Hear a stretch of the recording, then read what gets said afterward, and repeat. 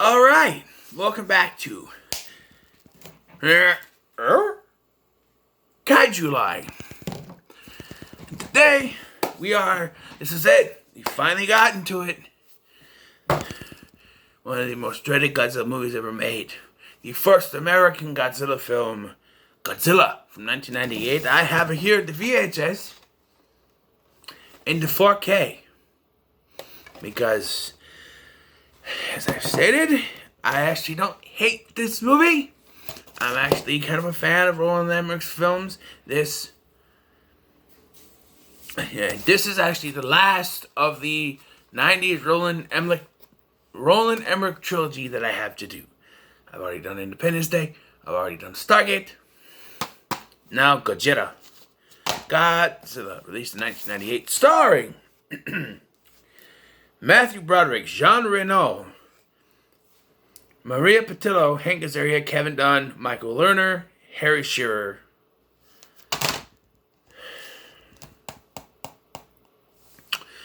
And it is about a genetically altered lizard.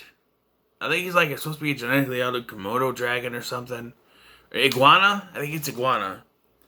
A genetically modified iguana. It's still the nuclear test sites that do it, but he's an iguana instead of a dinosaur or whatever. But even though he's not technically supposed to be based off of dinosaurs, man, did they rip off dinosaurs with this. Jurassic Park much? They do, man. Him stomping through the New York City, that's like the T-Rex stomping through LA and Lost World Jurassic Park.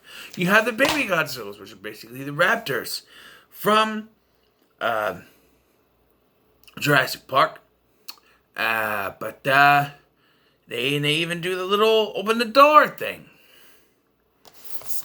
So Matthew Broderick plays Nick Totopoulos, who is a geneticist or something. He's a scientist, I don't know. He studies earthworms. He's brought in when these attacks start to happen by the U.S. military. Attacks start to happen, he's brought in, and they go from place to place, and then we cut to his love interest and ex-girlfriend, played by Maria Pitillo, and she's with her friends, the cameraman named Hannibal, played by Hank Azaria, and his girlfriend, who's played by not Vicki Lewis. As Nostalgia Critic was wrong in his review, it's not Vicki Lewis. She plays Marcy Chapman, is not who it was, and then, because she's one of the characters, I first got introduced to this through the animated series on Fox Kids, which I used to watch all the time. And Chapman and the other guy, what's his name? I forget his name. But they both are characters in the animated series. So is Nick Totopoulos and the girlfriend in Hannibal, but they're different voice actors, whereas the only guy who returns is the guy who plays the scientist guy, I can't remember, but yeah.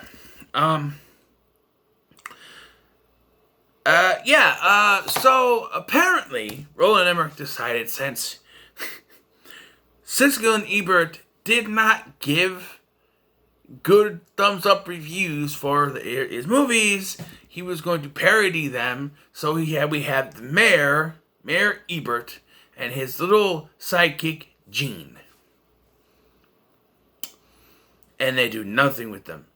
And even I love Siskel and Ebert, all right, and even Gene Siskel said, if you're going to go to the trouble to parody us in your movie, why not have the monster step on us or squish us or eat us?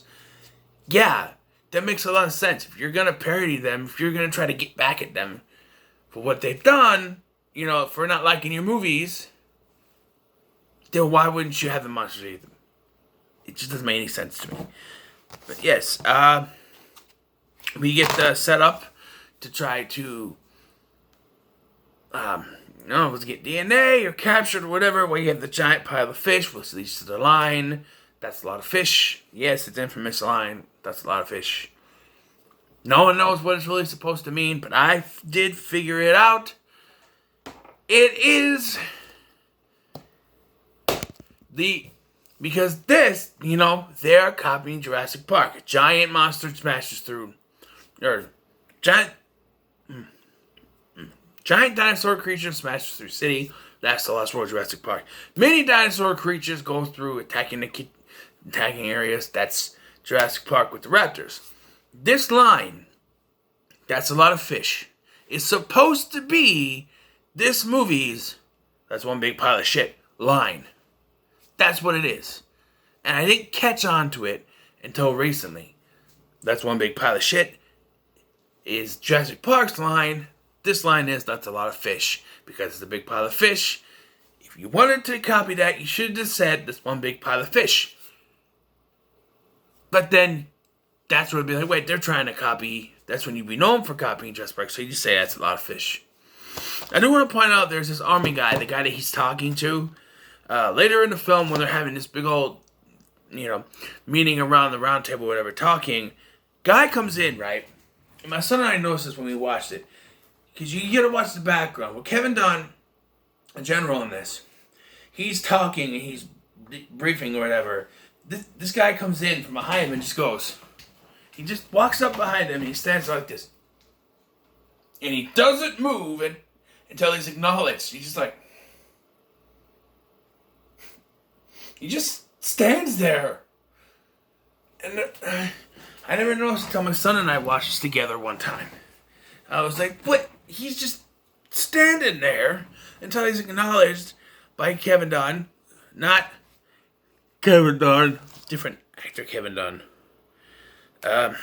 Yeah. And this movie has two false endings to it. So the first one, they blow up Godzilla, right? So you think it's over. But we already know that Godzilla reproduces asexually, and so there's babies. So we gotta have the babies. So after that, we have the babies, and the raptors, whatever, and they get blown up. So that's it, right? Nope. Godzilla literally rises from the ashes of the explosion of his children and fights, and then they kill it. And I've heard complaints, well, Godzilla is killed so easily when Godzilla is nearly invincible in the Japanese versions. Yes. And I think their answer to that was to have it survive the initial explosion and then come back, but I don't know. And then we get the stinger at the end, that there's an egg there, and it hatches. Now, they didn't do a sequel, but they did do the TV series, which picks up from this, but in the TV series, the cartoon anyway, is what it's called, the cartoon animated series, it is not hatched yet because they had to connect it to Nyctatopolis. Spoiler alert, it's not really spoiler, but it hatches and it gets some of that embryonic fluid on Tatopolis and it thinks Tatopolis is its mother. And that's the connection. And so it lists to Tatopolis, which is not a bad thing. It's a kid's show, so you gotta have some kind of way to do it. But yeah, in my opinion, I think maybe...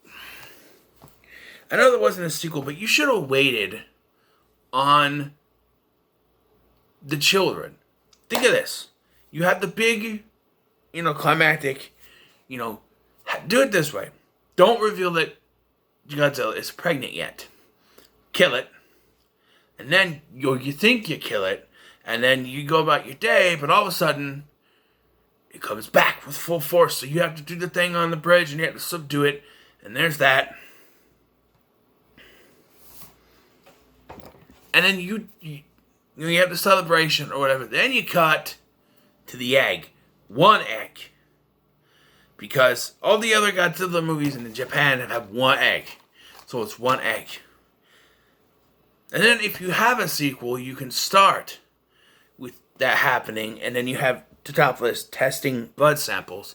And finding out that Godzilla was pregnant or gave birth. Or had an egg or something. And then they gotta find it, but it's already hatched. And it's going to start, do it that way. You don't need all those little, Godzilla babies running around. But you did. Especially if your CGI wasn't good enough to do that. Because, oh my god, it's terrible. It's terrible. It is, it's 1998 CGI, but it's terrible. They didn't want to do the guy in the suit. So they decided for CGI at a time where CGI was terrible. It was just terrible. So, yeah. I gotta give it to the marketing, though. Roland Emmerich knows how to market his movies. Because with Stargate, all you saw was the gate open, and you went, oh, I wonder where that goes, you know? And I'm kind of taking this from the Star Trek critic, but he has a point. Roland Emmerich's marketing for his films are designed to lure you in.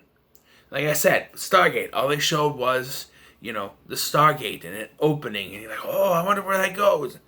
And then you find out where it goes. I don't think Stargate's a bad film by any means. I actually enjoy it. And then with Independence Day, they show you the White House exploding. Hello.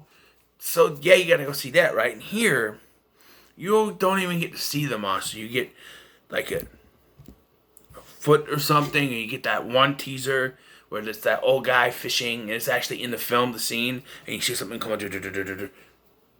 That's cool. And then they have signs like his head is as big as the sign or something like that, or his feet are big as the sign, whatever. Yeah. No matter how you feel about Roland Emmerich, he's got good marketing strategies. As for the human actors and the subplots there, I feel like the whole thing with so Audrey, right? She sees Tatopoulos on the screen, so she said, "Oh, I want to come to him," and so she basically goes there to reconcile with him, and they do, basically, and then she sees her chance to be a news reporter and takes these top secret tapes and ruins it. Why? I don't know. I have no idea. She just does. I don't know. And there's that, oh no, you betrayed me, but then they end up getting back together at the end. And if you count the animated series as canon, they're actually not together. But she's still trying to be a reporter in that. But yeah, all around, I know I don't give these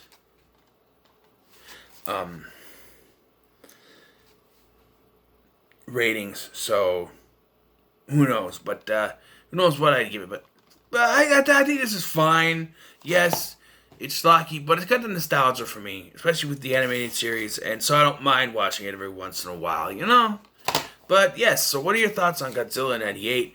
Let me know in the comments below. Make sure to like, share, and subscribe. Thank you for watching. I've been Scotty, and I'll see you in the next one, which will be Godzilla 2000. Yes.